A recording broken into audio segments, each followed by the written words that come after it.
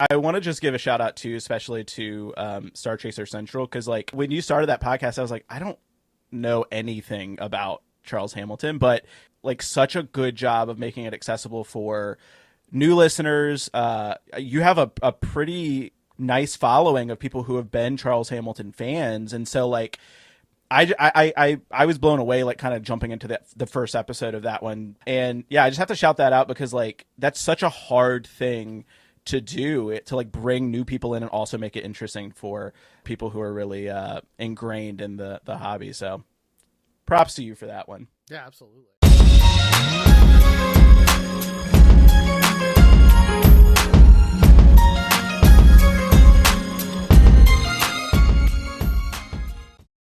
What's up, everybody? You are now tuned in to StarCHaser Central, a podcast about Charles Hampton, music moments, and everything in between. I am the idiot smacking co-captain Stick Braxton. I'm here with the delightful. Nope.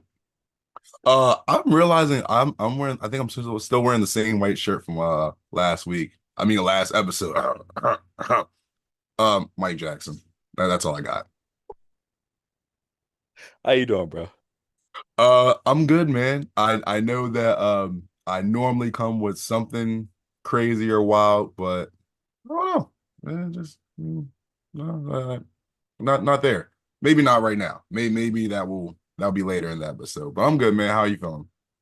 I'm good, man. We do need to at least celebrate. You're taking your sip. I'm gonna take a sip of what I got. Today's episode 100, man. We made it to 100 episodes. Woo!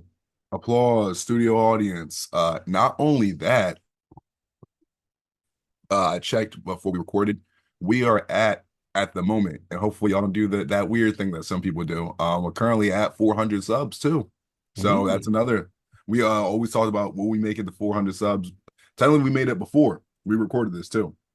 It was like earlier in the day, you know what I mean? But by the time we record this, we'll probably have some other people too. So to everyone that's brand new, welcome. You know what I mean? Great to see you. And also, of course, everyone that's still here, great to see you as well. Absolutely, man. Other than that, are you good? How are you doing, man? I'm good, man. I can't complain. Nothing to complain about. You know what I mean? 100 episodes, 400 subs. You know what I mean? Life is good. Life is merry. I hear that, bro. But we have a job to do, man. And we figured actually that we would do a tape that people, I guess, have requested a few times. And it's one of the bigger tapes that we haven't done yet during our run. And we are doing Sonic the Hamilton Zero, the death of Charles Hamilton. Yes, sir. StHZero, or as you refer to it, death. Death. For whatever fucking reason. Not Death of the Mixtape Rapper. We already did that one already. We Check did. that episode out. That was an earlier episode. Now let me be candid real quick. So I know this is a tape that a lot of people asked for a lot earlier. A lot earlier. Not only that, we actually I'm gonna just say it here. We had a plan because we wanted to make sure this 100th episode was like very special. You know what I mean? This is a special tape, but our bigger plan was to try and have a guest, someone new that hasn't technically been on here. And we were trying to get Charles on here live, not like we did for the other episode, but actual live episode. But unfortunately, the powers that be did not allow that to happen, unfortunately. So we do apologize, but we do hope that this is a great consolation prize that we finally no longer kept this tape hostage. So yeah, there we go. All right, so no time for StHZero, the death of Charles Hamilton. Death. Death. So I've seen some kind of conflicting dates of when this tape came out. It definitely came out like 2013. I'll say late 2013, because on YouTube it was uploaded November 1st, I think, or October 31st. You know what I mean? Halloween time, basically. You know what I mean? And we're almost close to that time now. You know what I mean? In 2025, but a little off. But you know how stores are. What was it in August? Halloween stuff already. Don't understand it. Don't understand it. With this tape, so this is technically the fifth in the STH progress, because it's like you had 1, 2, 3. You technically had SCH4, even though it's called Shadow of the Hamilton. then this one right here. So this would be like the fifth one. You know about five a lot. Ain't that right, Booker? The five-time WCW champion. Thank you, sir. I don't have any notes, but I do remember like when this tape did come out, and I know I'm bearing your lead, but no, I remember like the reactions that people were giving it though. I do remember that. So I want to say most people really like this compared to when SCH3 came out, SCH4 came out, because I remember a lot of people, they definitely weren't feeling those online. Some people did, but I definitely remember like this whole tape, series was kind of going like really downhill fast. And then this one kind of was bringing everything kind of back up. So we're kind of on the upswing again. Yeah. We had a conversation early in this podcast history where we had talked about how when you extend like a series, the dangers that it can have as far as like sullying the name or like sullying the legacy of the series. I would say I think we both agree 1 and 2 really good entries in the series, and like you said, we got the 3 and 4. We can start to see a sudden shift. So at that point, we were kind of half and half. It's like, is the Sonic the Hedgehog series great, or are we just infatuated with the first two? Like you said, when this came out, this kind of put it back on the map. Like, hey, there was a positive outlook on this. Everybody, I remember a lot of people saying this is like one of their top 5 tapes. So I think that did a number and a good rehab job on the name of Sonic the Hamilton. Do you remember your first time listening to this tape? Before I answer that, I do have to disagree with you because you were saying the most people were talking about the first two tapes. I'm still a big fan of the first one. Second one, I like a little bit better now that we reviewed it again. Mhm. But definitely when I first heard it, I was like, So I was basically like number one up here. The number two, I Yeah. was like, this disappointed. Like, the sequel comes out, I'm disappointed. Three, I was like, oh no. Four, I was like, Yeah. there's some stuff I like from it. You know what I mean? So, but back to this tape, StHZero. I remember first listening to it and being like, okay, like I felt like there was a sense of direction in here, or a better sense of direction compared to like some of the other STH tapes. If we're not counting number one, because number one was like, okay, I woke up and I'm Sonic the Hedgehog. Mhm. And then the other ones like kind of just went everywhere. Now this one's kind of like, all right, well, um, I still Sonic? Am I not? We're about to find out through this review.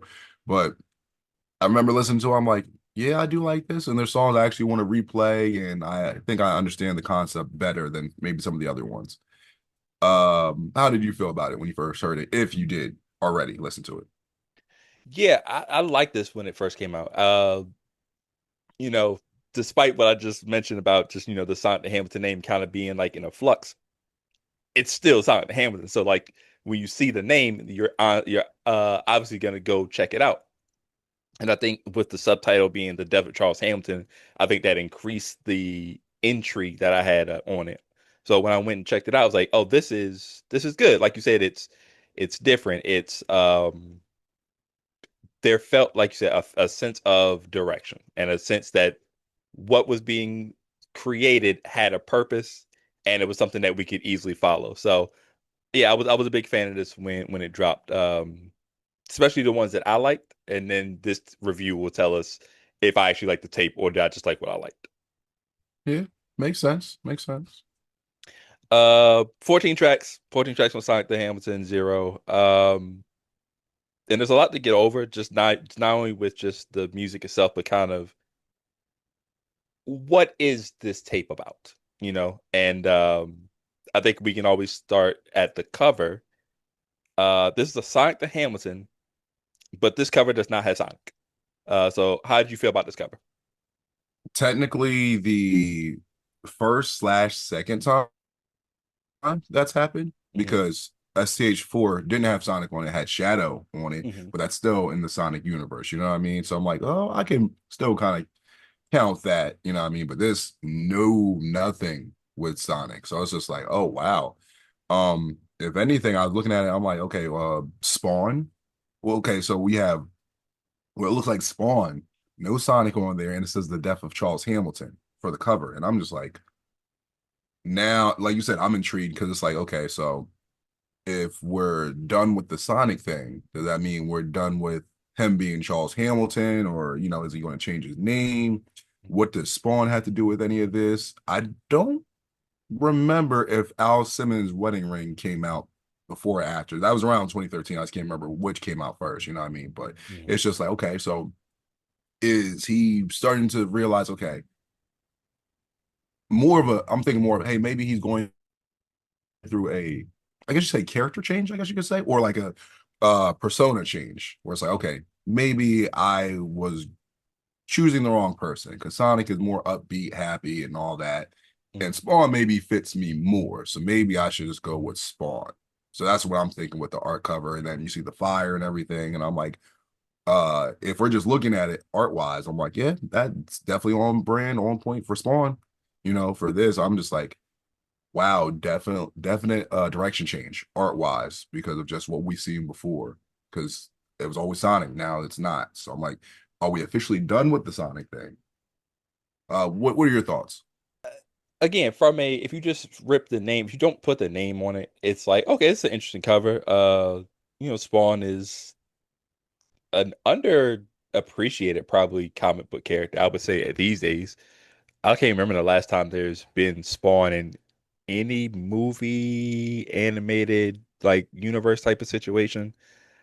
It's been a while, so like, it's a very interesting character. It would fit his, you know, dark persona that Charles had been like bubbling up and kind of developing during this time period. Um, but then you add the name to it, and that's where it kind of is weird for me. I've always thought it was weird because I was like, okay, it's if it was called the Death of Charles Hamilton, I'd be like, cool. But it has the STHZero thing in front of it, so it's always that weird positioning as far as, is this really a Sonic the Hamilton tape? We could talk about it, and we will talk about it just as far as like the music will suggest that it is. It's just cover may not give that same vibe. So as a cover for the tape, it's odd just because it's a Sonic the Hamilton with no Sonic character. Not only that, a lot of times, I think by this point in life, if anyone says insert title series here, zero, a lot of times it's like, okay, oh, we're reverting to like a prequel, or we're actually going back to like the original. And then maybe in my head, I'm like, all right, well, this might be one of them situations where it's like, oh, he might be retelling the series where technically in this one universe, it ended at 4, and then we're starting over with like a new director or a new way of telling the story where it's just like, okay.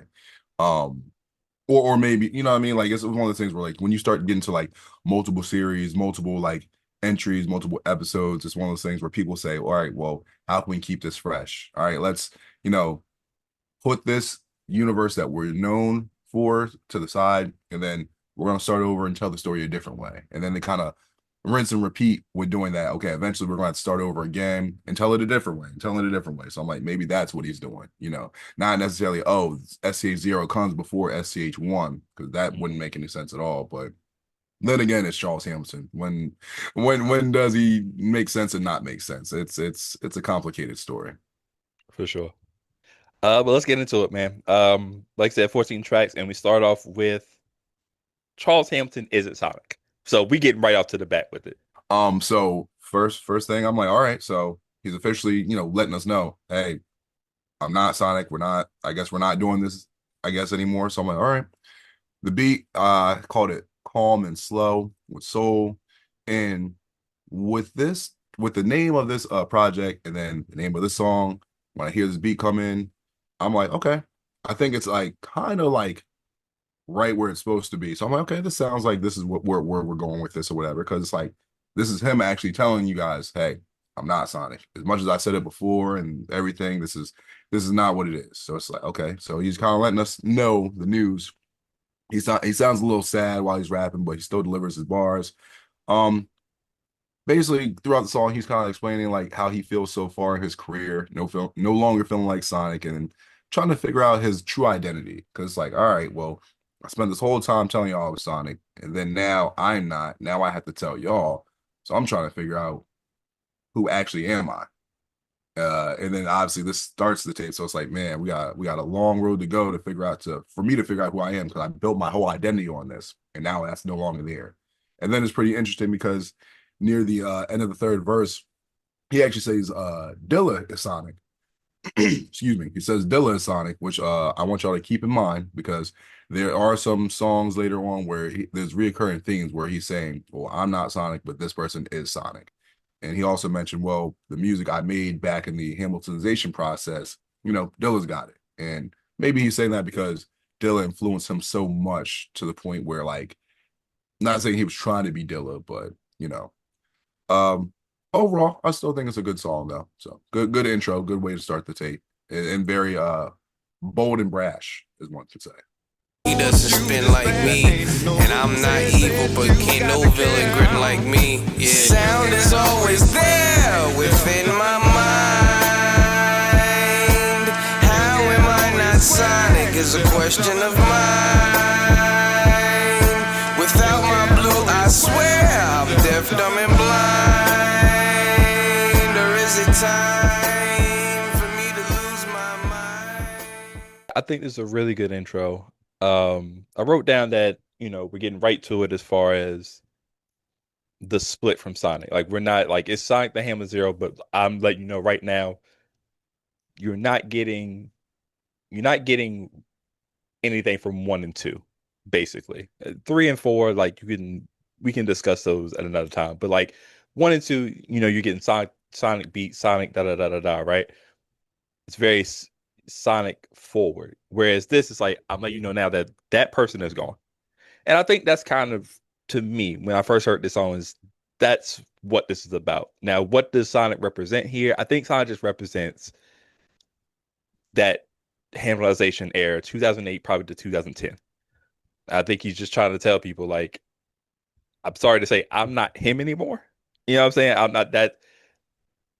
Leading up to that, 2011, 2012, those, and even like during 2013, like he's fighting this uphill battle, being like, yes, I did do the stuff from 2008, 2010, or if you heard his music from back then, 2007, whatever. I did that. It was good. We had a great time. Da da da. I'm trying to put y'all on to something different and what I'm on now. And it seems like y'all aren't listening to me. So it seems like this is his way of being like, I'm cutting it off. I'm not him. That Charles Hamilton is dead, right? So I think that's kind of what the mission of this song, and at least for the first half of the tape, the mission of the tape is just, I'm not him anymore. I'm trying to tell you who I am now, and I think that's the focus of the tape. The song itself, great beat, like I said, really subdued. The flow is, it has that criticism of Charles is acting like he's like a Daisy rapping, but it makes sense for the song because it's not supposed to be an exciting song. It's I'm delivering bad news to my fans. You know what I'm saying? So I think it delivers on a lot of different fronts on it. I don't really have a negative thing to say about the song. Charles Hampton isn't single. Did you know that? When is he single? Honestly, because we never really know. Sometimes he's with someone, sometimes he's not. Sometime, never mind. I'm not gonna go there. But like I said, I was a little surprised by this because right after that type of like sad, emotional song, we get to this type of beat. It's like a upbeat type of instrumental. So I'm like, okay, so I guess kind of like he ripped the Band-Aid off. It's like, all right, well, now I'm gonna just try and go to the next topic. So I'm saying he's not single. I don't know the original sample off the top of my head, but like when I first heard it, I'm like, oh, it's the song with Gina and Joe, what was the I want to be, whatever that song is, whatever the song they did. That's on the Beg for Mercy album, but that's not the original sample. I'm like, that's the Charles is doing the original sample. So yeah. I'm like, dope. So I'm like, okay, I like the beat, it's dope. So interesting twist that we have here, because Charles is basically talking again, like, okay, I'm not Sonic, but this woman that I am talking to, maybe she's Sonic. And he doesn't like really like give up any like real names or anything like that. Like say this person is exactly Sonic, but it's one of the things I guess he's thinking, okay, well, I've always felt close to Sonic, like I am him, but maybe the reason I'm feeling that way because I'm not actually Sonic. It's someone that's close to me and that's why I feel that way. And regardless, he says he still wants her regardless because of how she makes him feel.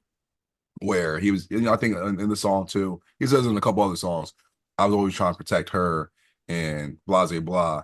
I want to say he said two names, the Davina and Mystic, so I'm not sure if it's like, okay, well, in that situation, it's like, okay, so he's not single, but is that one person? Is it two people? Because then it's like Charles Hamilton isn't cheating, you know what I mean? So I'm like, all right, so bars are good. It flows well. The verses flow well with the beat and everything. Sample flip, I love it. Host cool, you know what I mean? So I like the song a little bit better than the first one, just because of like the emotional feel to it, whatever. This one isn't as sad, but it's Charles still now he's dealing with okay, this relationship that I'm in, I'm enjoying it, but at the same time, how much of it am I really enjoying? Because some of it feels like he's not enjoying because he's realizing he is no longer Sonic and someone else might be. And there might be jealousy and envy in there.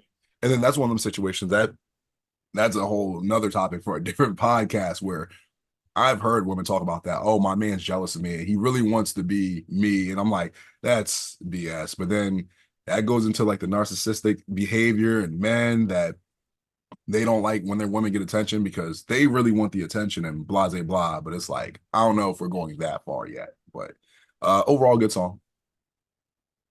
I mean, it's a good point. If you take who eventually he also says is Sonic, and you take that person's first relationship that we knew about, and the person that was doing all the dances in behind her while she was rapping, some might say that that person was jealous of Sonic, of quote unquote Sonic, right? Yeah. So, I mean, there's parallels there if we wanted to make that reach, but the song itself, I like the song. Like you said, it's a little bit more upbeat. I think I like I like the bars and flow on this one a little bit better, and it probably is because it matches with the beat a little bit better. The hook is really good. I wonder where he says, "I feel like the biggest letdown." I wonder if that has to do with uh in this quote unquote relationship or like courtingship that he's having right now, or again, still focusing on the fact that I'm not Sonic. And like I feel like I was supposed to be Sonic. I just failed in my mission to be him, and now someone had to pick up the mantle. I'm wondering if that's kind of what he's talking about here, but good beat, good like I said, good bars, good flow. Talking about, not rapping again or not writing again, but kind of just, I freestyle half of the song.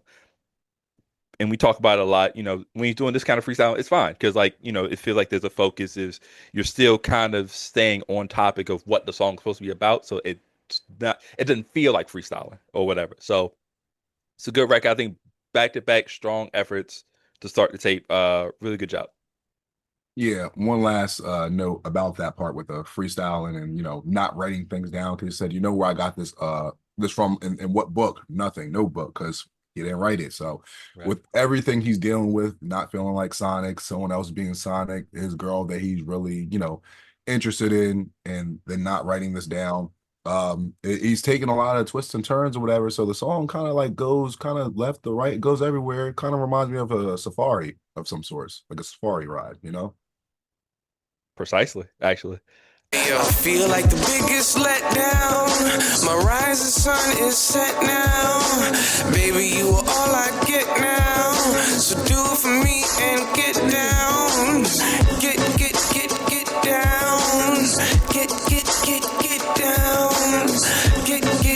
Get down until you can't stand in your shoes, baby. Charles Hamilton is gothic.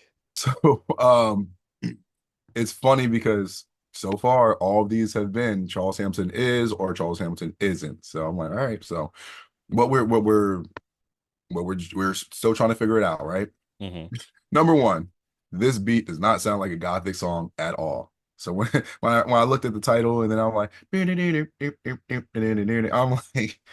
isn't gothic. I'm like, well, you know what?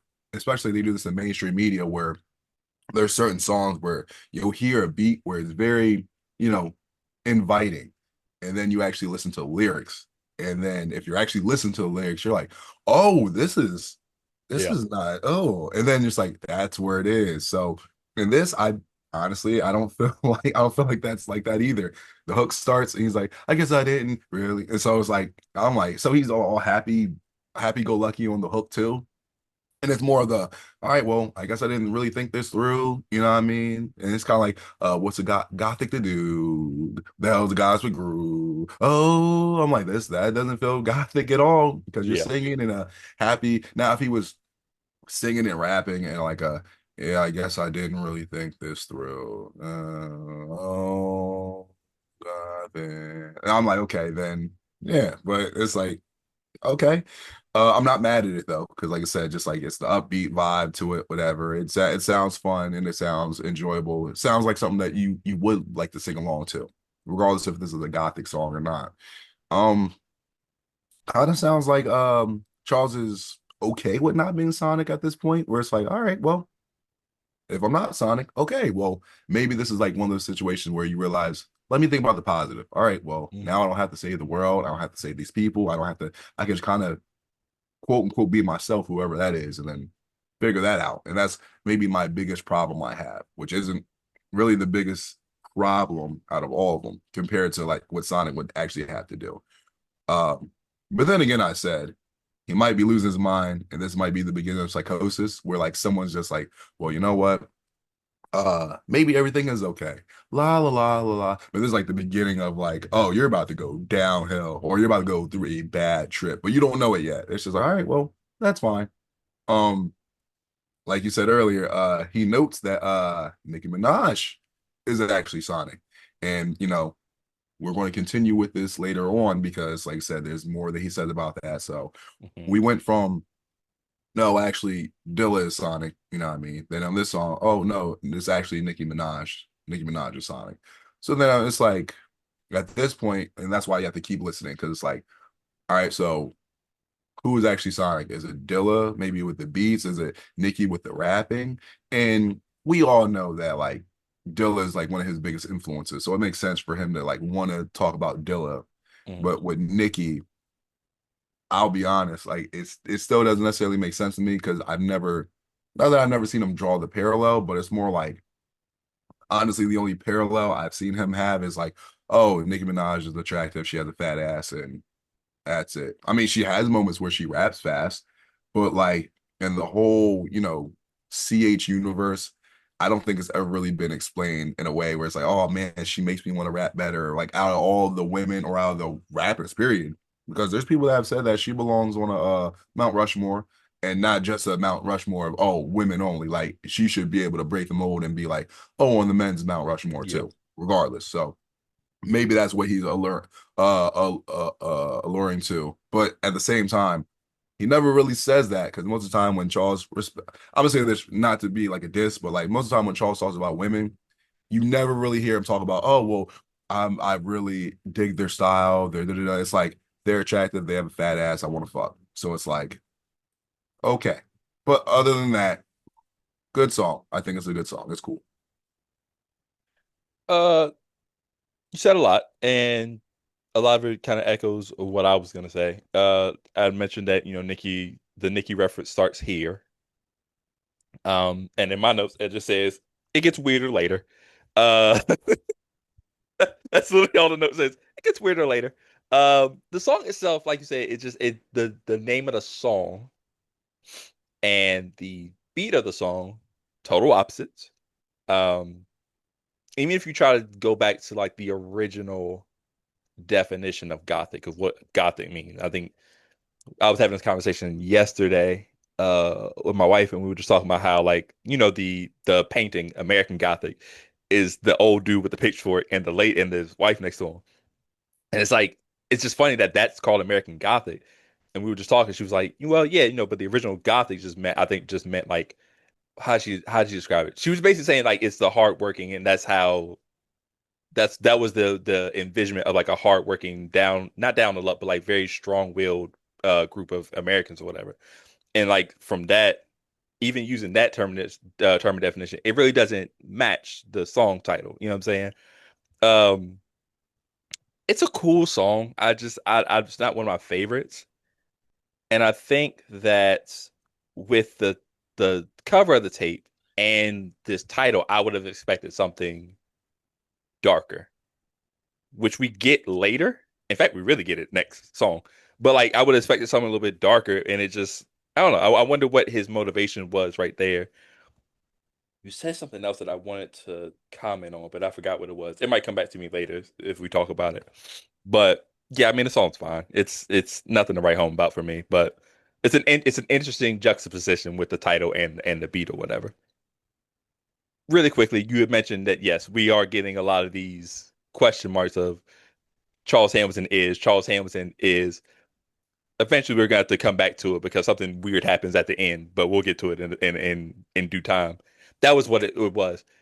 We're learning. We're actually asking two questions during this tape. Who is Charles Hamilton now, and who was Sonic? Like that's now what this tape is developed into. Now we're kind of having to answer two questions, and by the end, I'm not sure if we actually get the answer to both, but we'll see what happens. Charles Hamilton's "Suicidal" was the next song. I think there's also a third question, but I'll leave that to the ethos. Is he actually telling the truth in these? Because for example, the suicidal thing is like, yeah, because he's talked about his bouts of depression and all that type of stuff. But in the I'll say in the next song title, that's the one where it's like, okay, okay. Yeah. All right. So with this song, we're back to the sad depression, Charles Hampton, the CH. So I'm like, all right, well, that once again, this is on brand, and I expected to hear this actually sooner, compared to with Gothic and single or isn't single. Cause I'm just like, those are like the more upbeat songs. I'm like, this is what I expected to hear on here. Basically, Charles goes to the bar, drinks his pain away due to not being Sonic. So I'm like, okay, we're back to, like I said, where we were at before, where it's like, okay, I'm not Sonic, because it didn't make sense for him to like go from, okay, I'm not Sonic, bad news, and then I'm like, okay, well, I'm living my life, okay, it is what it is, because like it's like things that are like really setting in where he's like, I'm really not Sonic, man. I can't deal with this. So like I said, he talking about he's not blue, so he wants to go drink some Blue Lagoon, and he's trying to drink the stuff that made him feel blue and everything. Uh, and then he explains his feelings and everything he dealt with. Probably with him, he felt that all the stuff that was being said about him negatively, like the criticism, all the negative comments, he probably felt like at the time it was worth it, because like, well, I'm Sonic and I'm supposed to save the game, or supposed to save the world, save music, whatever the case is. So that's the small price you have to pay. And then when he's gone through everything and then realizes, okay, I'm not Sonic, it's kind of like, damn, so kind of feels like I went through all that for nothing, I guess you could say. Because it's like, if I wasn't supposed to save the world, then the real question for him isn't, well, who is, because he probably doesn't care about that, because now he's probably trying to preserve and save himself from further damage. It's a sad song, but I still think it's a good song, whatever. So it's more on brand for this tape versus the last two that I still like, but it's like, okay, this is what I kind of expect from something like this. Yeah, I think I like this better than the last song, despite it being a little bit sadder. Um, you in an early episode mentioned sad bar songs, like a song you would hear at the bar. This feels like one of those. I can envision kind of like the sober karaoke picture of Sonic with the beer thing, only this time he's at the bar with it or whatever. And especially since in the song he's talking about going to the jukebox and play a song to be sad to. I like that imagery. I like how he kind of maintains that this kind of relationship with the jukebox. It's almost the only thing he can kind of depend on in this time period. It's like, at least I know I had this song that I could always be sad to. You know what I'm saying? I think that's powerful. Like, that's a powerful bar or whatever. Um, yeah, I think this isn't really. Let me rephrase. It's a deep song, but it's not much to think about. You know what I'm saying? Like, you can feel what he's saying. You kind of understand what he's going through. Um, and yeah, I think he's just really struggling with figuring out who he is now, or what he wants to be, and or how do I get people to be on board with this change. I think that's kind of all these things mixed into one, and he's like struggling to kind of get to that point or whatever. So, and that could be a lot. You know what I'm saying? I think we both had different type of growing as far as like people, you know what I'm saying? You know, if you take yourself from 5 years ago, you're not the same person 5 years ago. And like there's a lot of like mental, just emotional growth that I think we both gone through or whatever. Yeah, I think that's something that I think he was going through here and probably still goes through today. You know what I'm saying? So I understand the song a lot. Let's say what we are doing next, which is Charles Hampton isn't high.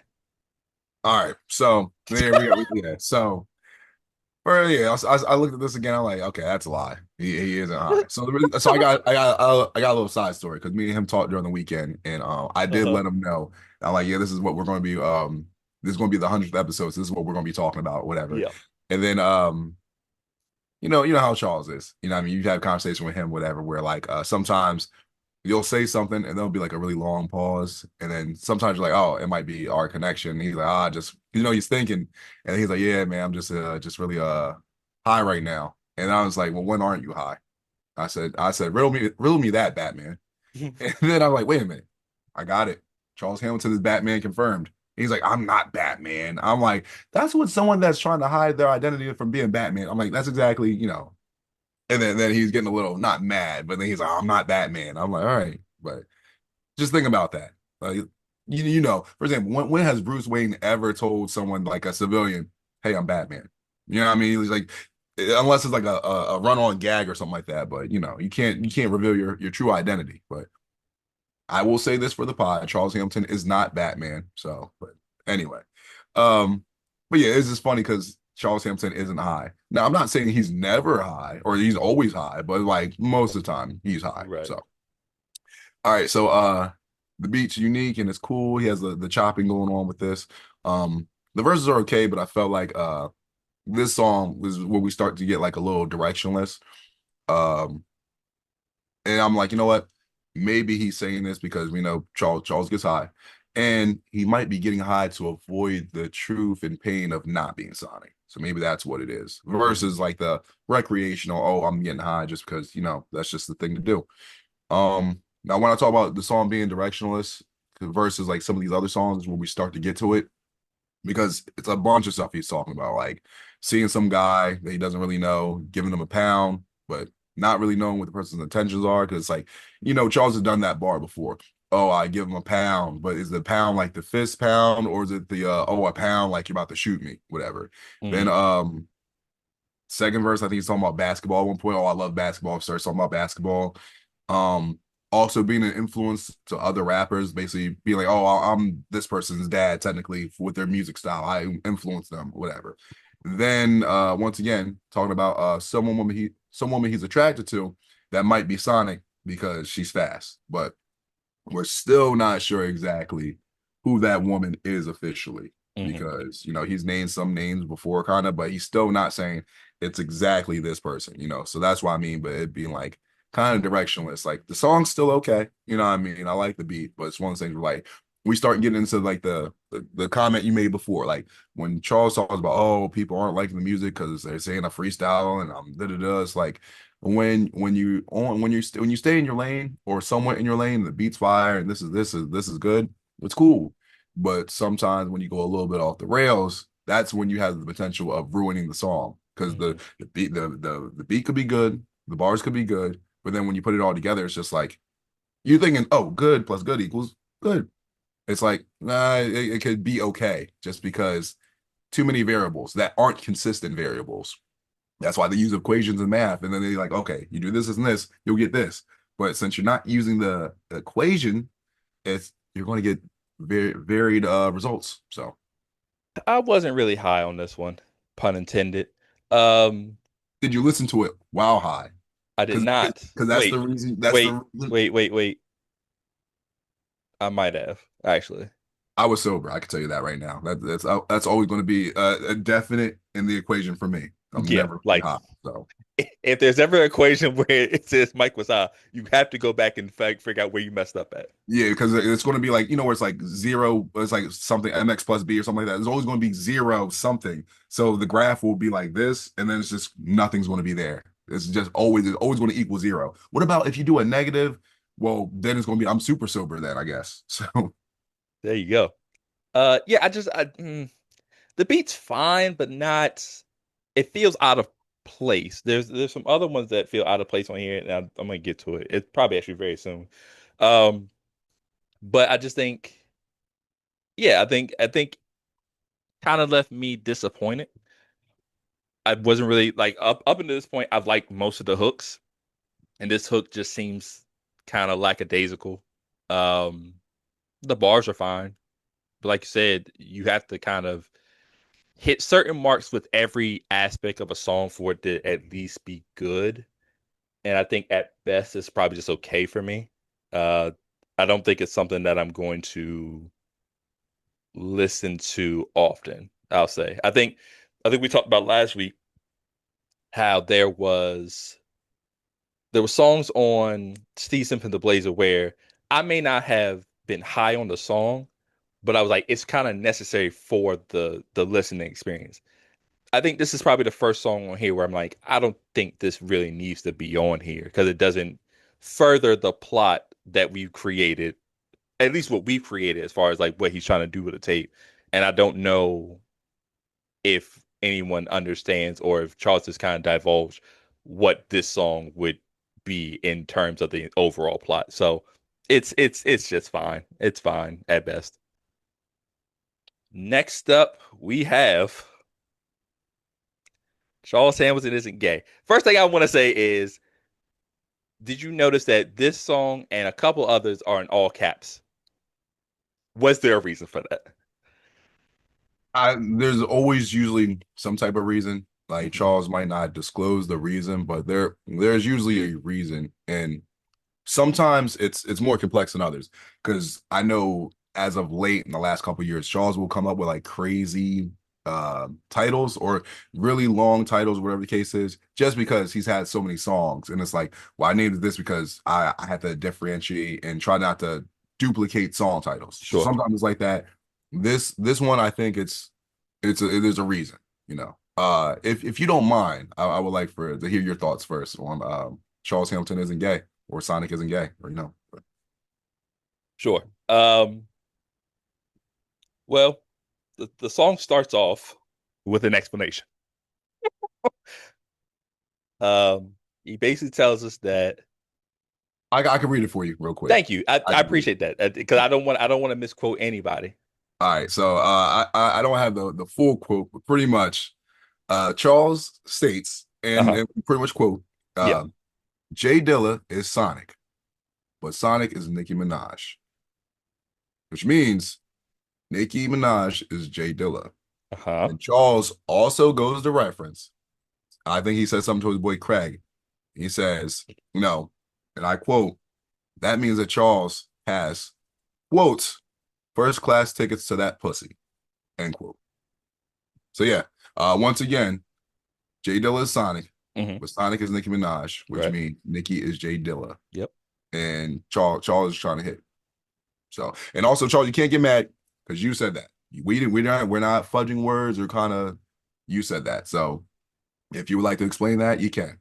But I did mention that to him on the phone. I'm like, I will leave you to your own devices. So yeah, you have no other choice but to explain that. But to be fair, no one's really ever said anything. This tape has been out for almost 12 years, essentially. No one's ever brought it up, and everybody's just cool with it. So I'm like, they should be. It's fine, whatever.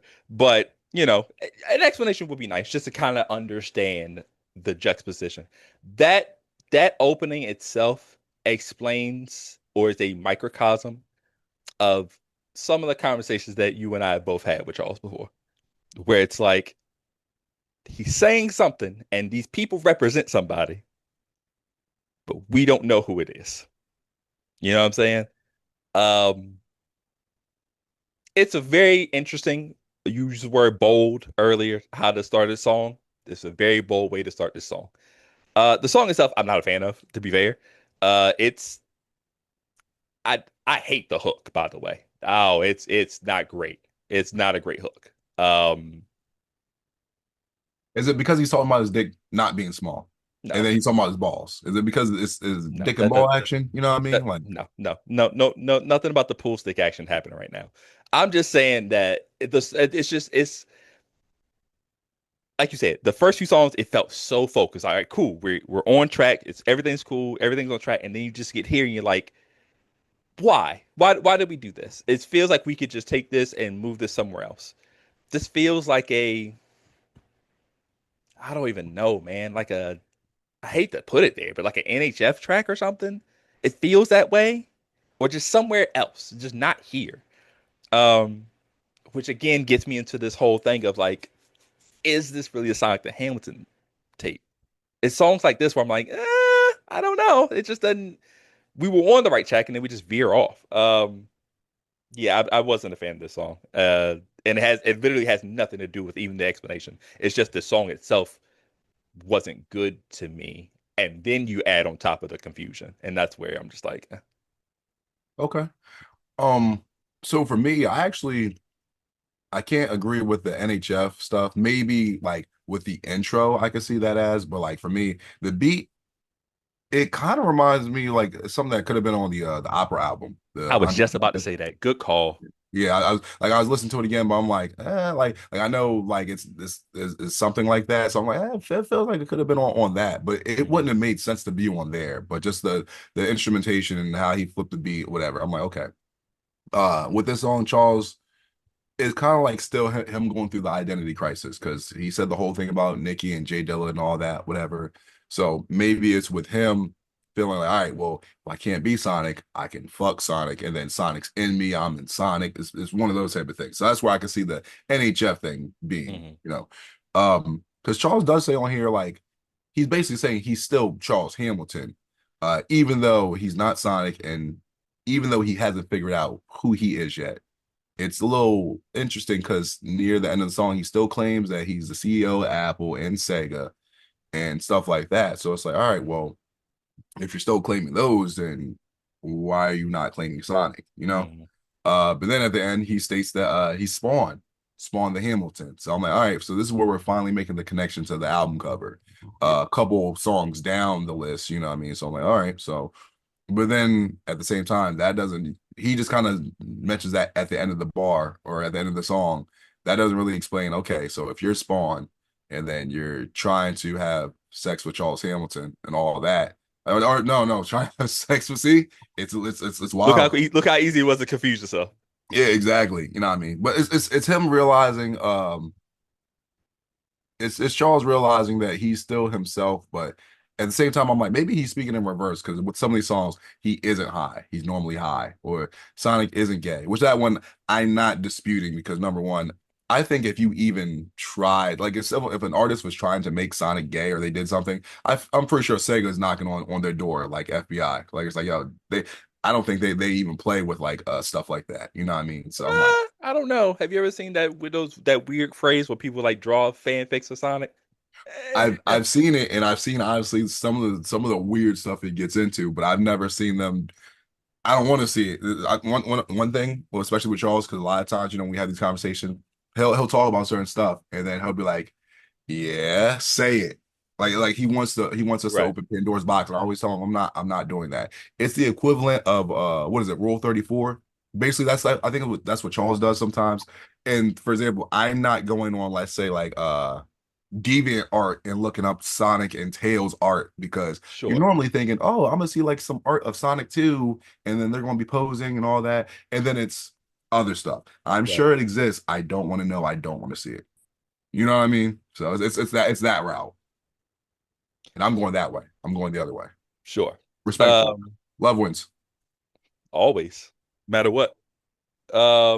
But we do switch gears, and now we go to Charles Hamilton is Speechless, still all caps. Yeah, because for this one, I'm like, yeah, this is why I think I started noticing a little bit more because in my head, I'm like, speechless. Like, respectfully, he's not speechless. He's always talking about something, especially stuff he shouldn't be talking about.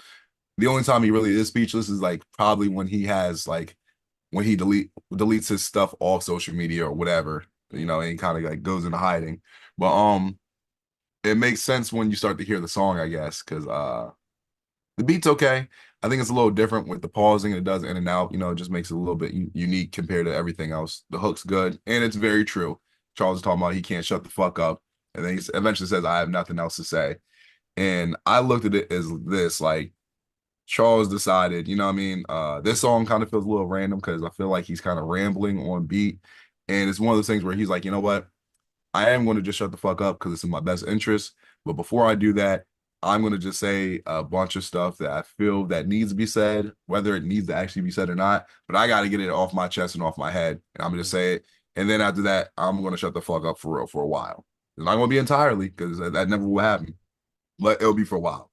Um, and it's one of those things where he might feel that way because either no one's listening, he feels no one cares, no one believes it, or whatever the case is. But then it's interesting because at some point, the rambling thing, I'm saying that he's rambling because he brings up Davina, Mystic, Nikki, and then someone else that he still hasn't really named yet. That's probably Sonic. So it's like, okay, not even talking about Dilla, but you got like 3 to 4 women that you might be interested in that you're inquiring about that might be Sonic. So it's like you still don't even know who's really Sonic at this point. So that's something, like I said, do what the hook says. Maybe you should just be quiet. You know what I mean? Just you're overthinking it. You're doing too much talking. Just let it go.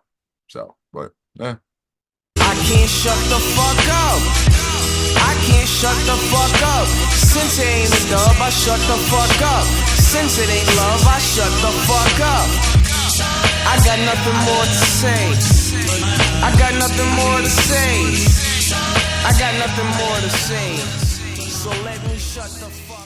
Up until this point, I would say at this point, this is probably my favorite song of the tape so far. That hook is amazing. I think I like the beat too. I like the beat and how kind of loud and kind of powerful it is. Whatever. It, like I said, it's different from what we've heard so far. A lot of stuff has been like kind of not necessarily subdued, but kind of on the lighter end, where this one's kind of like loud and it feels like it should be played at a higher volume, not because of the quality, but just because of the energy it's giving off. Like I said, that hook is great. Yeah, because I think we all run into a point where, we can't shut the fuck up. We should shut the fuck up, but we don't. And then eventually we get all the stuff off our chest. Now let me shut the fuck up. I wish people would have shut the fuck up for the last couple weeks, but that's just, you can't beggars can't be choosers, man. Good song. I think it's really the highlight thus far, though it may not, what's the word I'm looking for? It's still not necessarily tying into the overall theme that I think we've created thus far. Because being speechless doesn't really have anything to do with who is Sonic, who is Charles Hamilton, in a sense. You know what I'm saying? So great song. I think we're slowly starting to unravel the plot that we may have started at the beginning. I will say this now, and I'll add it into like my review at the end. It's a kind of like what Charles was talking about in the first STH and then versus this one. But I just want to put it like a little bookmark right there, whatever. But I'll mention that, in the final review. So okay. Charles Hamilton is all about progression. So when I first heard this, not even like knowing the name of the song, whatever, I just heard it. I'm like, this just sounds like presidential or Congress like you hear it on like a commercial. I was like, just like I don't know how else to explain it, but I felt like if let's say if I was about to go try and be governor or something like that of my state, and then trying to appeal to the kids, if I was like, hey man, I need to like do something that, like a rap song. But the thing is, it can't be too rap because then I'm gonna lose the the palm colored people. You know what I mean? So so I had to do it where it's like it ticks all the boxes off. So like I'd have to get the guy, play something like this. And then it's like, okay, this works because they're gonna be okay with it because it's not gonna be too loud and rambunctious and all that. But anyway, I basically said this is definitely a Barack Obama type beat because of the time and era we were in, even though Charles does throw some shots at him in the hook, you know what I mean, saying fuck Barack, I'm the first black president, you know what I mean? So, but that might have been like a playful one, you know what I mean? Because, at that time before Barack, there was nothing like that. And then around this time, so he's in his second term, term. Oh, they were mad about that. Yo, It's two terms. They let that first one go. They were pissed at that second one too. They were heated. Yeah, it's crazy, you know what I mean? So now I'm like, all right, so like you said, we might be like losing the plot of where we're at because first started off is okay, I'm not Sonic the Hedgehog. So now it's like, all right, so who am I? And Charles is still trying to figure out. So now I'm thinking Charles, not saying that he thinks he's Barack Obama, but he's basically thinking that he's feeling like the first black president. That's what he says in the song. He didn't say that he is the first black president, but that's something that he always wanted to do. And I think there's like, in movies they have like that side story type of situation. Yeah. How I explained it is basically Charles feeling like the first black president, even though it seems like he doesn't even believe it. Like, but he's basically doing something like just side part of a movie or whatever. And he's still talking about the woman that he wants, that she might be Sonic. And I think he brings it up, oh, I was supposed to be protecting her. That part doesn't make sense because when you're the president, you're priority number one. They don't, no disrespect to the wife, but it's like they're going to protect the president before they protect the president's wife. You know what I mean? But I said this feels like the part of the movie where the protagonist goes and does like a regular job to try and get back into regular life. Uh, Even though there's a feeling that it isn't right, even if it is. But this is what the song kind of feels like. It's like, all right, well, maybe I should just be doing it. Maybe I am important, but maybe I'm not Sonic the Hedgehog important, but I'm presidential important. So maybe that's what I do. Charles putting on a suit, and then he's trying to, do his daily duties as president. And then he realized, oh man, like, yeah, I'm doing this, but I don't feel fulfilled like I did when I felt like I was Sonic. So maybe I'm in the wrong job field. But interesting song, I wouldn't say this is backpack-ish, like it could be. Definitely songs like this could be, but it's like it's interesting take on the song. It feels like during the entire song he should be doing this. You know how all politicians talk like this? They always do this and all this crap. That's what it feels like. Uh, this is my least favorite song on the tape. Damn. Just from starting off with a sound quality thing, it's so starkly different than everything else thus far. And I don't mean that in the beat's just, he's doing something unique with the beat. I think it's just, again, like the the lower sounding quality of it is different. Where everything else has kind of sounded, how do I explain it? This one I feel like you need headphones for to get the full identity of the beat or whatever. And so that's already a stark change to what I've heard thus far. I I think too that it just feels so, I don't know. I'm just gonna say it just feels like a reach. It feels boring, kinda, where that hook just feels like lazy. You know what I'm saying? Like I don't I get it, all about progression. Obama was all about change, and we can. I get that. I understand that. I feel like you could have did a better job with that if that's what you're trying to convey. I like your point about that. Maybe he's like, I need to find a different value of importance. Like, what's the next thing for me that could give me importance, like being Sonic the Hamilton was? And it'd be the first black president, but he can't be that because Obama's first black president. So now he's trying to, I don't want to say he's trying to be Obama, but he's like, I'll just supplant him and be like, oh no, I'm the first black president. But it's like nothing about the song gives progression except for the I'm the first black president, you know? So like again, it's just nothing about it nothing about it feels like, I guess, authentic, I guess. What did I write? I wrote that, and that's the other thing. It just feels like an odd inclusion. That's what I was saying previously. It just feels like an odd inclusion for this tape. Just from a sound quality wise and just what we're trying to do with the tape. It just feels weird to me personally. No, I agree with that. So like song wise, if we're like talking about like song, I think for me it's pretty decent. But like on this project, like you said, like we're starting to like where are we going with this? Mhm. So I can understand that, and then I'm okay with the hook. You know what I mean? Like I said, it's not everyone's cup of tea. Sometimes when he does like the more simple stuff. So, but I think it just all depends sometimes. But I get your standpoint on Charles Hamilton is country. that. So we're going through another turn. So I remember when I first heard this, I was thinking like oh man, this is kind of revolutionary, just because I think it was my first time hearing Charles rap on something country or a country sample. I don't even know what the actual sample is. I never looked it up, but I'm sure I can find it. Um, but it's one of the things where I'm like, oh man, I never heard him do something like this. And I've always interested because we've always heard him say I could sample anything. So I'm like, all right, so let's hear him on a country beat, you know? Um, Kind of feel like Charles is like kind of moving genres or going with this type of song because once again, still not sure who he is and he's trying to figure out who he's supposed to be, and this is suiting him for now. So okay, I was doing all this with rap. Maybe I need to go to country. I'm still do the rapping thing on country because you can still do that and it be considered country regardless of how people feel about it. Mhm. Um, but for now, it's like, all right, well, this is what feels best at the moment. It had that laid back feel and the home feel as well, because Charles is describing going back home because he's talking about Cleveland, Ohio, and Shaker Heights, Ohio, or certain places that he's familiar with. Uh, Pretty simple because he's like, hey, I'm on the bus thinking about my mom and dad and just certain stuff I had, and just I was not trying to rhyme that, but sorry, but it's like certain things that he had previously, when things were a little bit more simple. And that might be the thing of like, hey, just I'm definitely not supposed to be president, so maybe I'm supposed to be doing something else, a little bit more calm.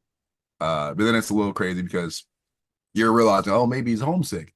Then at the end of the song, because he's talking about being on the bus, getting off the bus, and seeing what he's left behind. But then he at the end of the third verse, he's like, oh well, I'm still on the bus. I never left. So it's like, was he actually on the bus in the first place, or is he still on the ride? Like, for example, he's still on the bus because they're not there at his location yet, or is he not even on a bus at all? Is he just dreaming this? So Mhm. overall, though, song's cool. I'm okay with it. It's fine. Definitely a different avenue for him. With the country element. I'm trying to think of the only other country-esque song that he might have done.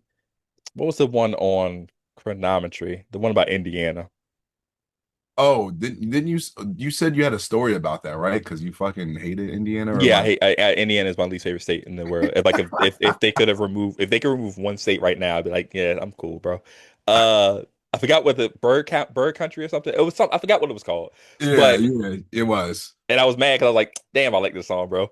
But yeah, this that's the only other time I can kind of where it kind of reminds me of the country element, and I like that song better. This is fine though. It's fine. Again, I just this the more we get into this tape, the more I'm like, this tape should have been called something else because it starts off as a strong Sonic to Hamilton probably, but it doesn't continue that theme for me. Charles Hamilton is a Radiohead fan? Question mark.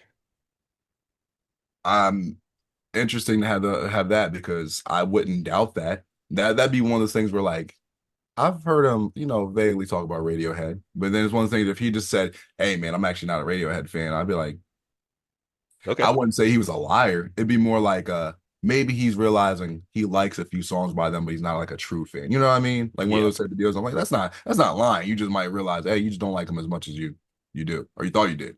Hmm. Um, so we're I said this is another beat that was in tune with the vibe of the project, whatever, where we get that, sad depression feeling. This song had a feeling of like the bad ending or that game over feel, because just how it sounds. It's just like, oh, it just sounds like you got the bad ending, or you didn't do what you were supposed to do in time, whatever the case is. I said this is like not necessarily not it's not my type of song, but I think it works for the tape. At this point, we're like I said, we're everywhere. But if we're going by like StHZero, the death of Charles Hamilton, and all the depressing songs we had before, I'm like, this is on brand for it. Um, Once again, sounds like he's still working through his feelings of not being Sonic. So I don't have too many notes on it, but I really like the song. I think the I like the rock-ish element to it. I like the hook. It's very grunge, very hard. I like the record. It's a really strong effort, especially off the few songs where I'm like, eh. It's a way to get back on track as far as like really good songs. So this is one of my higher rated songs I had on here as well. Another all caps. The last one actually. Charles Hamilton is the son of the devil. so I remember this was probably my favorite song back when it first came out. I always loved the beat. Um, Interesting that we're veering away from the whole. We're definitely not even saying Sonic or anything like that. It's just like, all right, well, I'm the son of the devil, so it's like, oh man, this is another stark turn here. So it's like, all right, so, and it's one of those things where if we're just going by the titles of these songs, it's like, all right, so what made him go from, okay, I'm not Sonic, I'm not this, I'm not that, I'm country, I'm progressive, son of the devil. It's just like, all right, so at least the gothic thing, kind of made sense because like we're going, okay, so but maybe that's where those two connect because like, all right, well, if I'm gothic, it means I might be from the other side or whatever the case is. So like I said, like I always thought this is like one of my favorite songs back in the day. I think he just once again, I don't think this really had anything to do with the whole Sonic motif or anything like that. I think he just wanted to rap on here. Hook's creative because it does the whole chase you, and then he's doing like the bars with it. He falls back and then goes back in, So even though this might not have anything to do with like the project in term, I still think it's a good song. I still like it. Overall, it just sounded like Charles just wanted to rap, just spit some bars, honestly. So it might be off topic or whatever, but I still think it's a good song. Uh, is it still your favorite song on the tape? I'll be honest. I don't know how to answer that yet because I'm Okay, not sure. I think I'm going to be able to answer that when I do the review as well. So I still got to think about it. gotcha. I have it as my favorite song. It's one of those ones where I forgot this was on here when we restarted to listen, and I was like, "Oh yeah, I forgot. I really love the song." That sample, what is that? I have to look it up. I don't know it right now. For I'm pretty sure people it's out there. I know people have said it, but I just can't remember what it is. for years, you know what it sounded like to me? It's showing our age again. Remember the Goosebump theme song? A little bit, yeah. From the It TV had show. that, huh? From the TV show. Yeah. Okay. It kind of has that in it sounds like it's in there, but I don't think that's it, but that's what it reminds me of. Well, But I can tell you for sure, Charles isn't going to tell you. You gotta do some sleuthing. I don't know if y'all seen recently, Charles, someone shared a song in one of the groups, and then Charles is just like, oh yeah, I love the original. Someone's like, what is it? Oh, you're gonna have to find it. and then I found out. I'm like, are you talking about this song? Oh, and Charles, I know he's like, oh yeah, good job, Mike. And I know he's like, yeah, good job, Mike. Snitch. Like, he's mad because I exposed it. He's not gonna tell y'all, but I know he is. He's like, oh, yeah, sample snitching. I've always liked this record. This is really good record. Like you said, what I like about it is how the hook changes each time. I like when rappers do that, where they don't necessarily have a set hook, but it's similar to randomly just off the top of my head, Ludacris Act the Fool, where the hook is the hook, but it changes with each after every verse or whatever. So Charles does this on this song, and I like when rappers do that. Yeah, he's just like you say, he just really wanted to rap. Son the Devil thing. Hey man, I don't know. I did think it's interesting as I was listening to this. I was like, you know what? It's funny how we started off in Charles' career the uh higher being that we talked about most was God and how she was a woman and how that was kind of our thing. We kind of all latched onto that because we loved that concept. And then it got to a point where everything was the devil. You know what I'm saying? Everything it just shifted and it just stayed that way for the most part. Lately he's been kind of getting back into like kind of trying to balance both and be like, oh, I you know, I worship God, but to worship God means I have to be Satan or whatever. And I'm like, I don't think that's right, but okay, sure, whatever. Uh, but this song is great. Like I said, it's still my favorite song on the tape, and I really like it. yeah. And one thing that is interesting because, like you said, it's funny that that's coming from you with your religious beliefs and all that. I'm not going to get into that because I know you pissed some people off with some of the stuff you said. It's interesting coming from you saying that, and then also you also really don't hear him, Charles, even say God's woman anymore. Like Nope. even when he does, he doesn't even say that anymore. So it's just like he'll still be like, I still believe, but I think I'm supposed to be over here now because of everything I did in my past, which I think I've told him like that's not always true. Like you can always come back from certain things, whatever. Like you didn't. there's certain sins, but that's the whole thing. Like you can be forgiven for certain things. So you didn't Yeah. commit anything that's like legit. Like oh yeah, you're definitely going down there. So Yeah. unless you want to be, but until then, you know. Charles Hamilton is leaving the house or leaving his house. So I guess at this point, he's. I'll tell you what it reminds me of, and I kind of wonder. I forgot to bring this up early. Remember when you was talking about how like I forgot what song it was, but you had said Charles was basically like, "Oh, this is fine. I guess I'm looking at the positive outlooks of not being Sonic anymore." I wanted to tie that into the first Sonic Hamilton, in which, and I'm probably stealing your thunder, and I'm sorry, but when you said it, that's You're the not. You're way. not. You're getting there, but you're not. But no. Okay. But Charles at that in Sonic Hamilton, when I forgot what song was after, he was like, "Ah, I'm fucking blue," and he was like, "Well, man, people think it was cool," and it's like he slowly starts to think like this is fine, and then at the end you get fans of cool where he's like, "I'm Sonic the Hamilton. I'm everything that I've always wanted to be. That's who I said I was. That's who I am. Whatever." And I feel like this song is supposed to be the equivalent to that, where it's like, "All right, I'm not Sonic no more, but I am comfortable with who I am now, so I can now." Leave, quote unquote, leave the house. Now I feel confident in who I am. I'm ready to go back outside again. So from a tape perspective, we've clearly gotten to the point where we're supposed to get to. So that's cool. I really wasn't a fan of the song. I think it's another version of like the lower quality sounding stuff for me.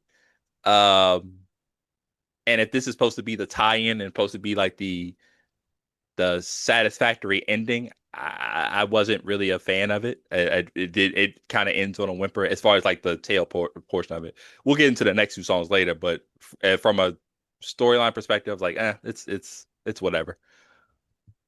Yeah, if you're just going off of, like the titles, it's like okay, so now he's finally in the house. So then that means like all this stuff was like everything going on in his head. But I mean, that's one of the things where it's like kind of hard to do that because in what song was it?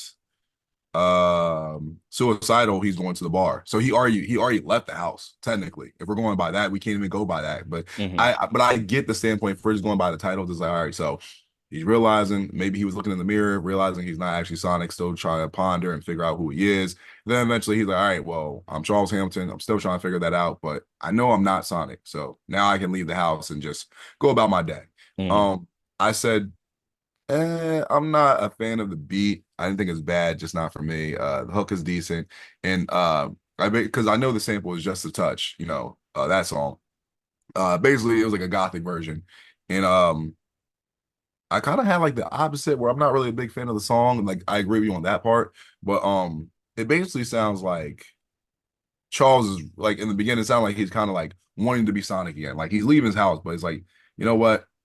Fuck this. I want to be Sonic again. But like, Hmm. I guess with him in his head, he's not letting himself be Sonic because like I can say I'm Christopher Columbus, and if I believe it enough, guess what I am. But I guess in his head, he's like, nope, because I'm not, so I can't be. So like, but it's like it sounded like uh he wants to be Sonic again, but then he mentioned the fans were upset for not liking the new stuff and all that. So we're kind of on brand, but not because now we're starting to get into the territory of like that 2011, 2013 era of like, hey, here's a song about me, not dissing the fans, but yo, you know what?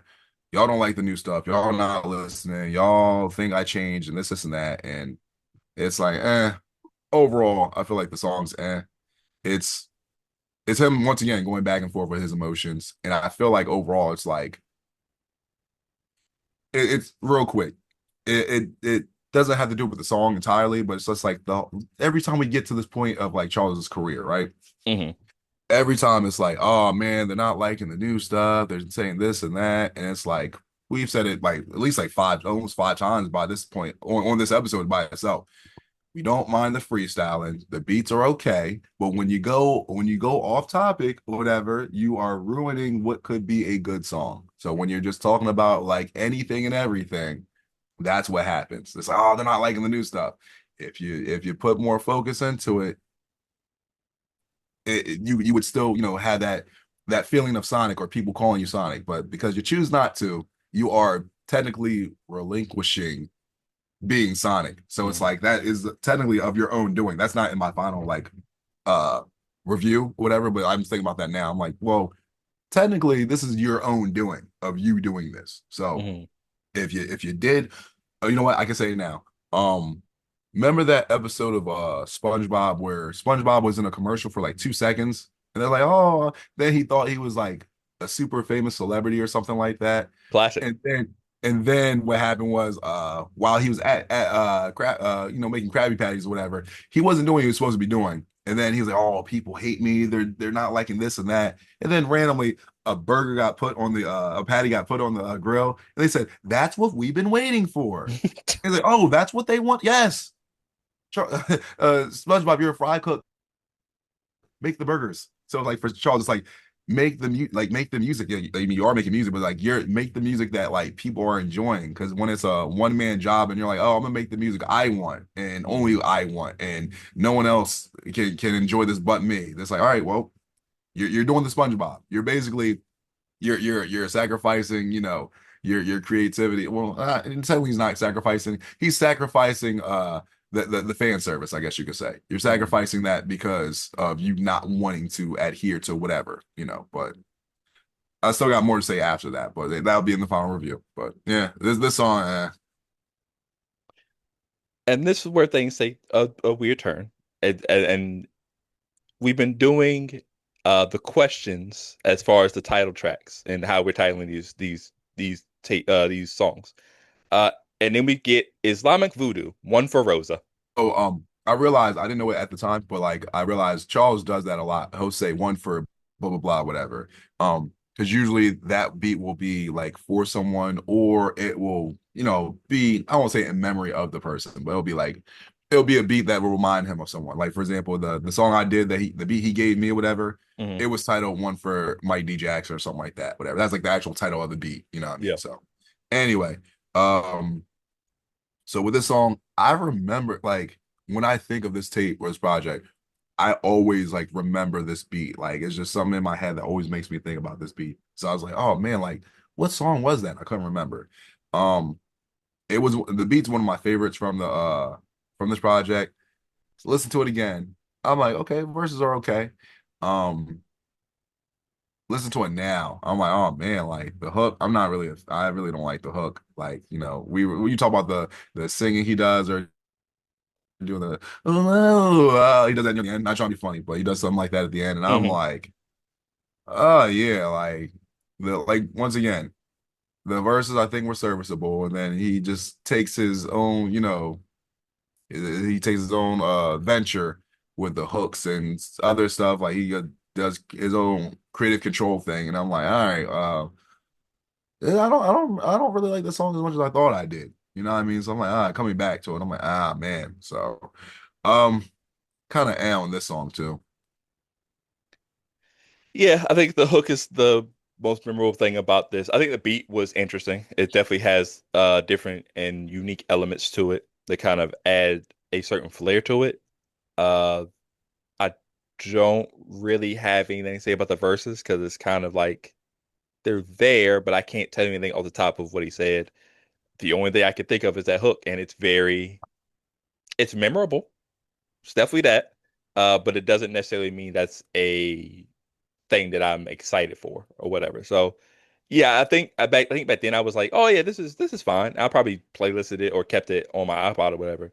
Today, I don't think I would do that. I think it's just this feels weird. And the naming convention is just odd. Like why did you just all of a sudden just stop? Like why did we stop doing it? Are these bonuses? Were these supposed to be part of this tape? It just doesn't feel cohesive.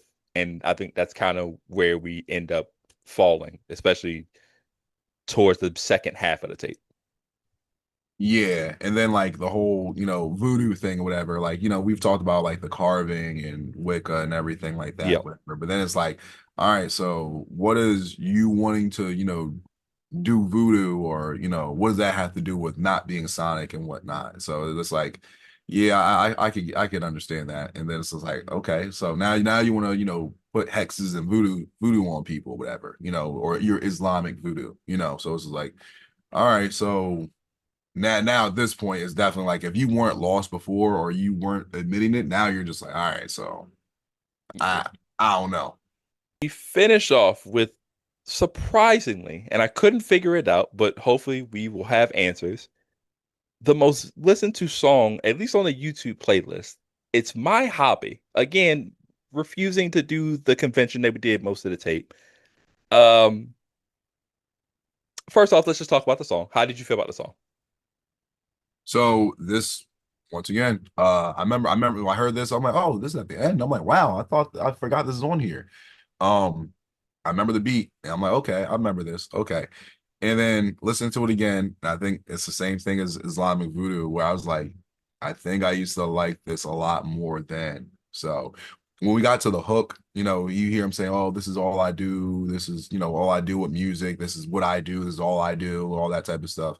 And I'm like, yeah, like I thought I liked this a lot more. And I guess I did back then versus now. I'm like, so I'm like, yeah, we know that music is his hobby and everything, but it's Mhm. just I think once again I'm just like so yeah, from where we started to like where it ends, like a lot of it doesn't make sense, and like some songs belong over here, some songs belong over there, and I'm just like, yeah, like it just I think that's the good and bad thing. Sometimes when we're so far removed from listening to a tape, we kind of come back to it and it's like, oh yeah, this wasn't, I might have been too harsh on it. But then sometimes with being so far removed and listening to other Charles Hamilton tapes, and you hear other ones that you end up appreciating more, you go back to the other ones and then you're like, you know what? Nah, I wasn't a fan of this as much as I thought it was. Cause it's like Mhm. it's the gift and the curse of like, you know what, I might have been too harsh. You know what I mean? Because there's other stuff that's came out that I don't like versus this, where I'm like, this is actually completely fine. And then vice versa, where it's like, man, there's definitely other stuff that's better out there that like, and the versus, something I heard, 12 years ago, where I'm like, okay, maybe this wasn't exactly what I thought it was. So this song for me, beat's cool though. Beat's okay. Yeah, basically the exact same thing. Let me just get into the part that I got confused on. Did you go in the comments of this video of this particular song? No, I haven't been in there in a while. You know what I mean? So I don't know if there's any new ones or ones I forgot. I could go look. But if you wanted to read some of them for me, you can. It's just a name that keeps popping up. It's literally the only thing that's about this song, and it's the name.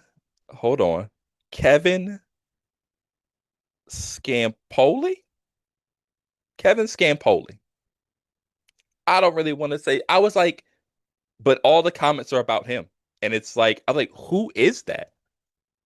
And so I did some research. I was coming in here to ask you because I figured our historian would know what it is until I decided to look it up myself. And I was like, oh, let me just look up him on Twitter. And I did. And you know what I found? Yeah, what's that? What'd you I have find? him blocked. And then as soon as I saw, I was like, I know who this is. This guy be saying the craziest shit to wrestlers, bro. The craziest shit to wrestlers, the craziest, like, he's Mr. Okay, how do I put this?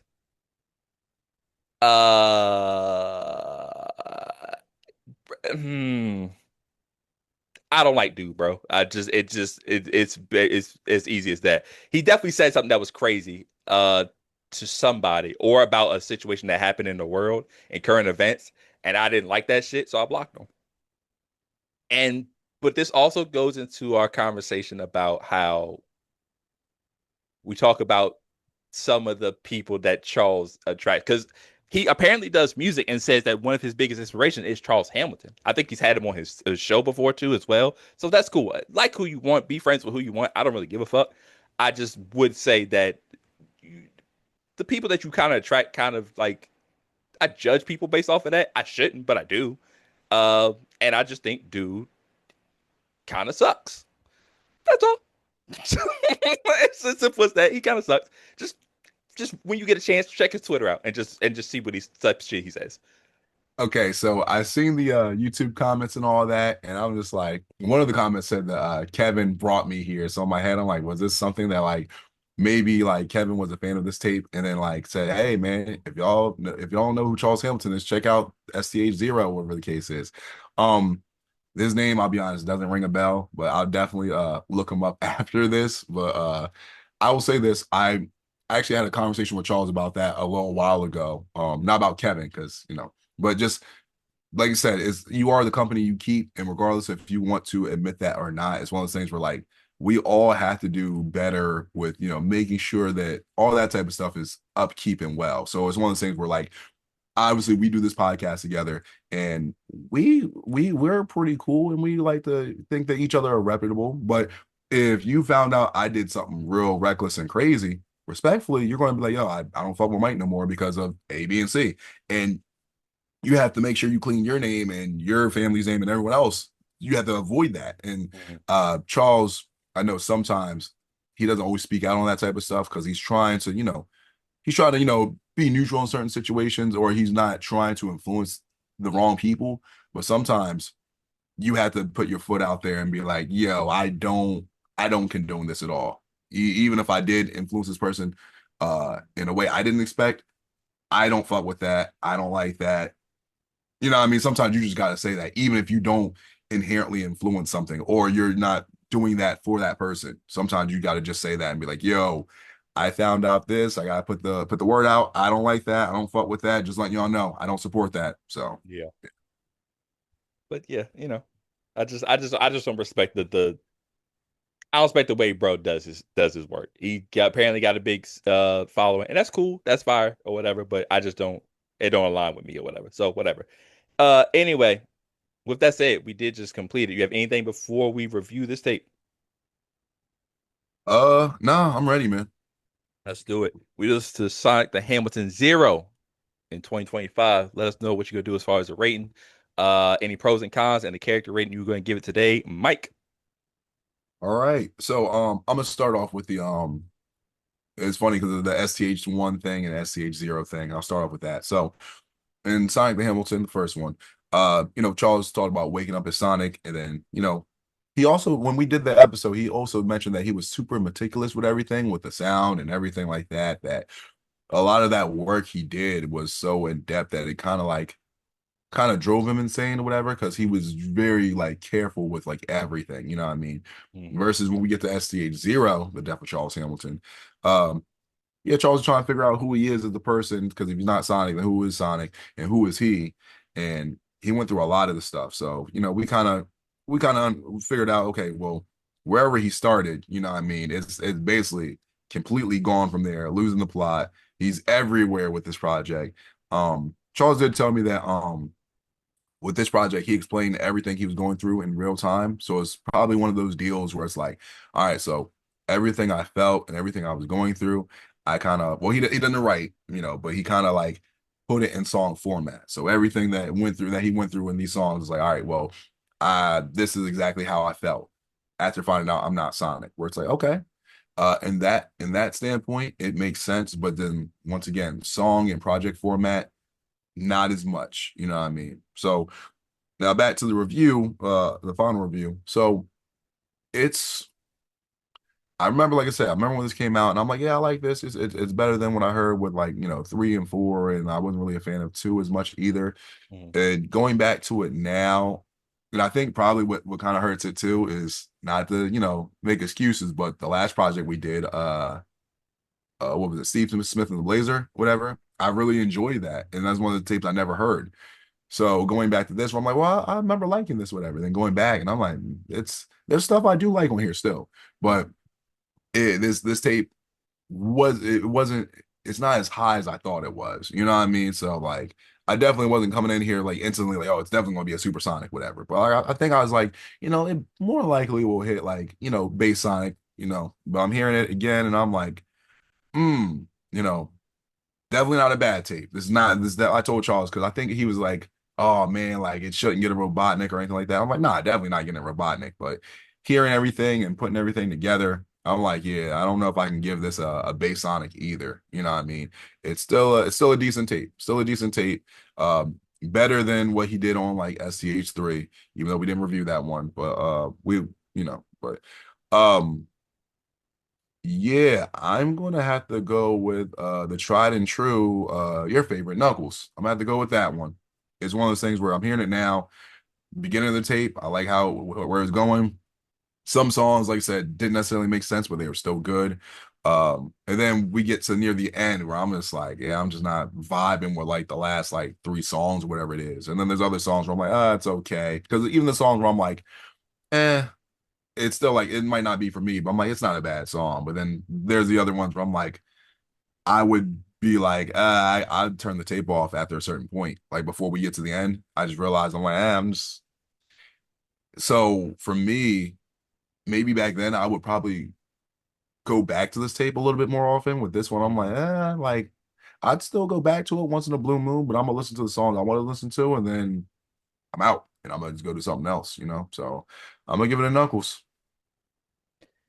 Yeah, I would have told you that this would have probably gotten, like you said, a supersonic or at bare minimum a Sonic if we had just wagered guesses before we did the review.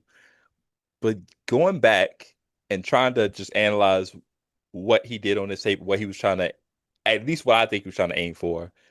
Um, I just don't think this is a Sonic the Hamilton. That was my biggest takeaway from this review is that this isn't a Sonic the Hamilton to me. It's in it by name, but in what it was, it started off strong as far as like I'm not Sonic. I'm trying to figure out who I am, and I was like, okay, I think I can follow this plot. But then as we got further on, the plot just unraveled, and so it became more about yeah, like the death of Charles Hampton. Maybe if it had been called that, it would have been better, and it would have fit the narrative a little bit better. But yeah, and then if you're just talking about the tape itself and the songs, I thought it was. Don't get me wrong. There are a lot of Sonic level, Super Sonic level songs on here that I love. I love the first two records. I love Radiohead. I love Speechless. I definitely love Son of the Devil. Those are like my favorite jumps on here.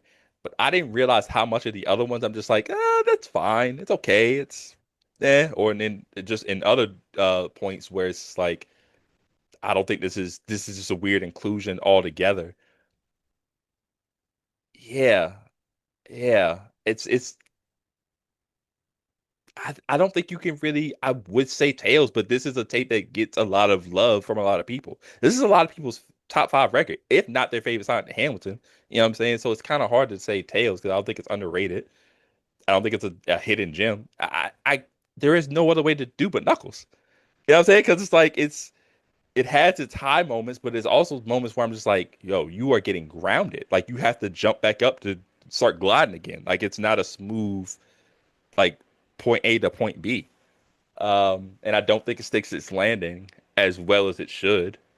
So yeah, I'm gonna have to go Knuckles as well, man. Yeah. You brought up Son of the Devil, if that's still my favorite song. I guess if I had to pick a favorite, yeah. And I think the reason why I was like still questioning it because like going back to this tape, I'm like, yeah, I still like that song, but like when we start to get to like lower level, like this is not like a low level tape, but like let's say, well, let's say when we give the tapes like a Robotnik or a Mecha Sonic or something like that. Mhm. When we're talking about, oh, what's your favorite song on there? It's like what really is my favorite song because I'm not vibing with the tape and I'm not vibing with this as much as I thought I used to. You know what I Mhm. mean? So it's one of those things where I'm like, yeah, there's still songs I really like on here. And it's like, is it my favorite because I still like it as much, or is it like kind of like, well, I'm only picking through like these like 6, 7 songs, you know what I mean, versus the other ones where I'm just like, I'm not, they're not in contention, you know. So if I guess if I had to pick, yeah, it'd still probably be my favorite song on here, you know. But yeah, man, I get it because like you said, Tails, you can't say something if it has a claim to it, any type of a claim, you can't say it's Tails underrated or anything like that. So, Yeah. um, it's just one of those things where pretty much to sum up certain songs, and I know Charles probably doesn't like that, but to sum up certain songs, it's like either songs about, hey, I'm not Sonic. There's a girl I like that Sonic, and I want to fuck her. Uh, the fans aren't enjoying the music as much as they used to. I think I might be Sonic still, but I don't feel like it because whatever the girl I'm talking to, I'm supposed to be protecting her. And he doesn't even say, oh, well, she's Sonic, so she's protecting me. It's just more like, I'm not Sonic.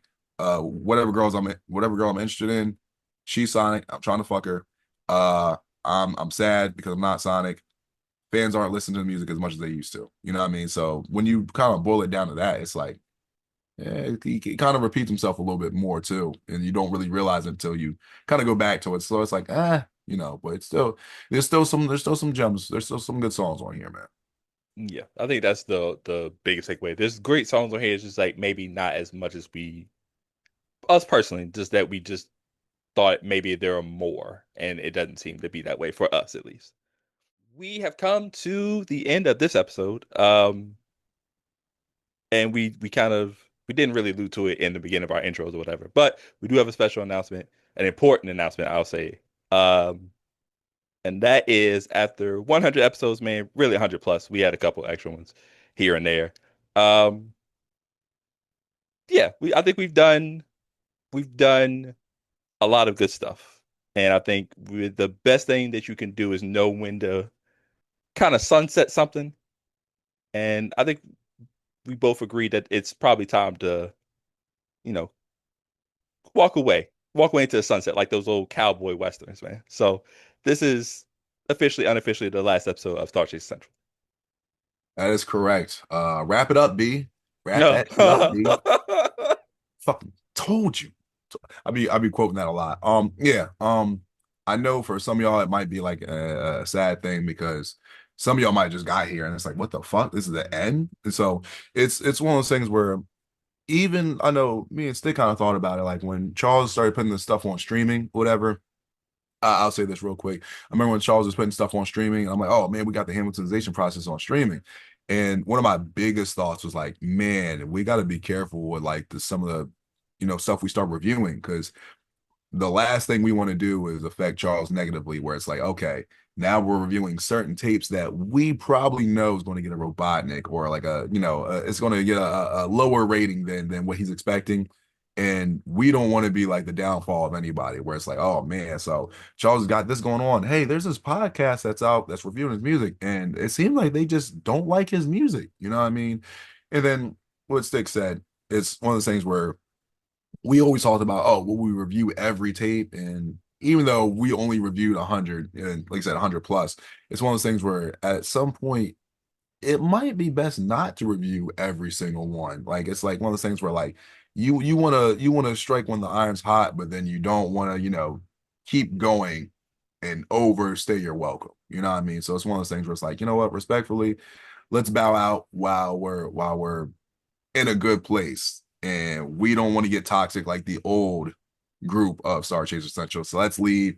We did some good work. We wanted to leave a positive impression on everyone, and let's leave while that's still there. Not like, oh, the chaos is coming, but it's like let's leave and keep everything intact. You know what I mean? The last thing you want to do is just like fall off the bandwagon. And we're kind of taking our own advice because we're telling Charles in certain projects, you should cut certain things off, whatever. So let's stop this here, this work here while we're at it before it turns into like a spiral. It turns to a downward spiral. So yeah. Yeah. Before, whenever stuff like this happens with podcasts, let's go ahead and just knock the one thing that people would think off. Me and Mike are fine.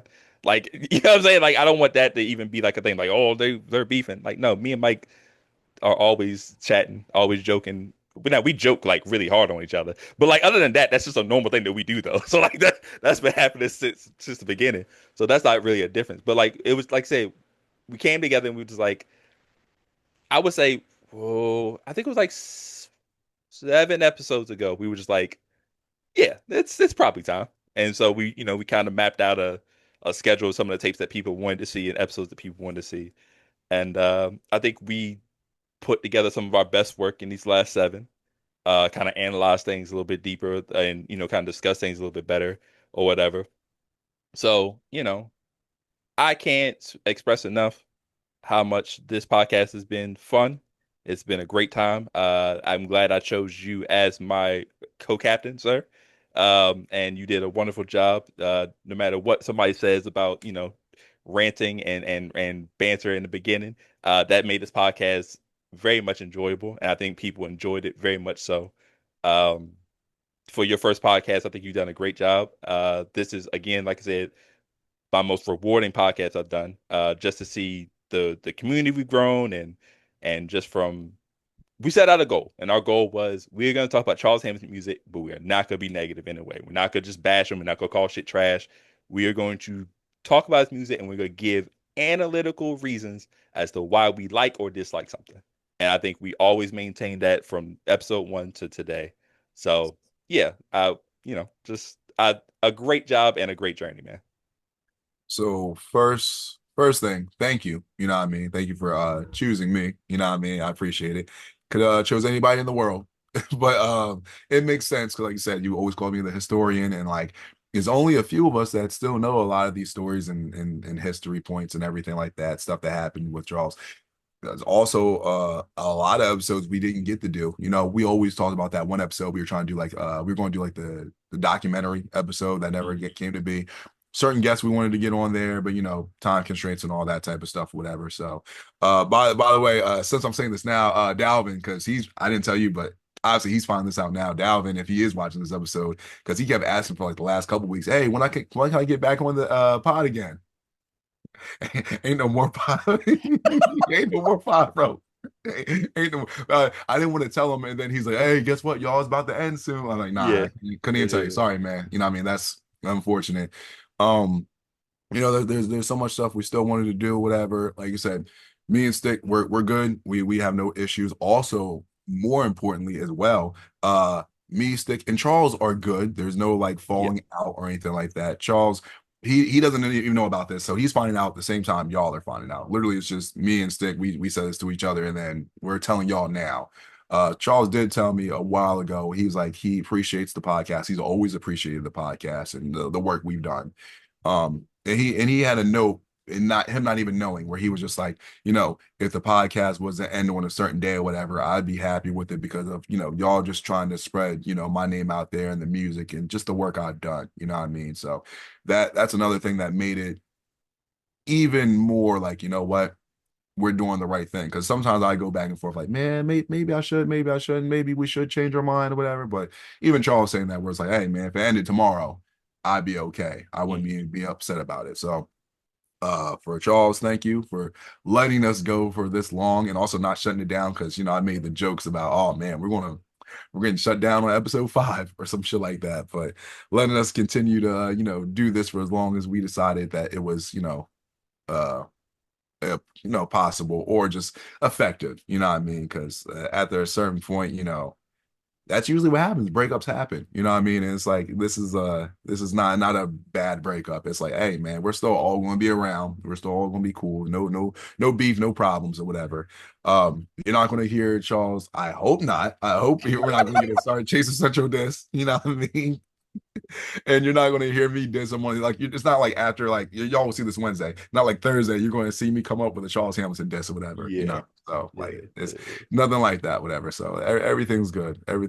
All is well, you know what I mean? And what's the one saying they have? Don't smile because it's over, smile because it happened. Yeah. But we're not closing the channel, so all the episodes of StarCHaser Central will be over on our YouTube, StarCHaser Central. Shout out to y'all for getting us to 400.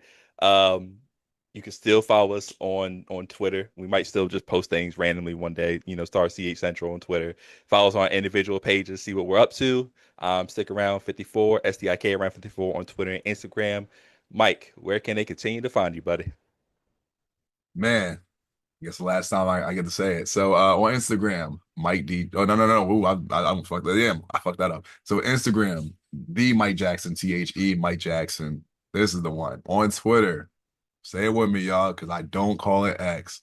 Mike D Jackson, Mike D-E-E Jackson. That's 1 D, 2 E's. Holla at me. Damn, I miss saying that.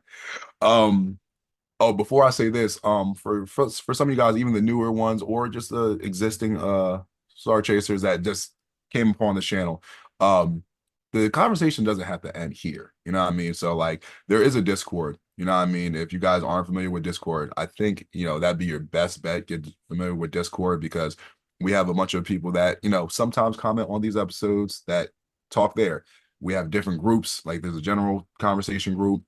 There's, you know, the episode group for StarCHaser Central. Just there's a bunch of stuff that you could talk about. So I would advise y'all to find that Discord.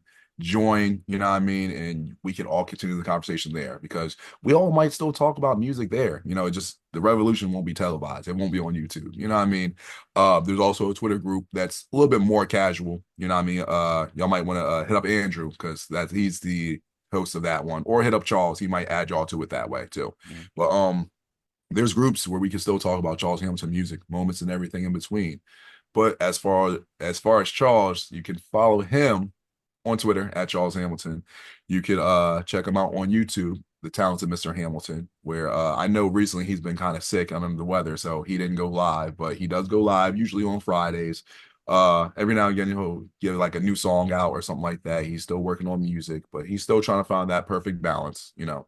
And then last but not least, check out the blog. Enterthehamilton.blogspot.com. And I think that's an important lesson for everybody, even Charles.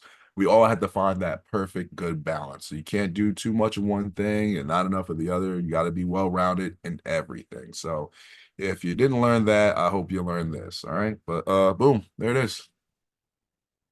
Yeah, man.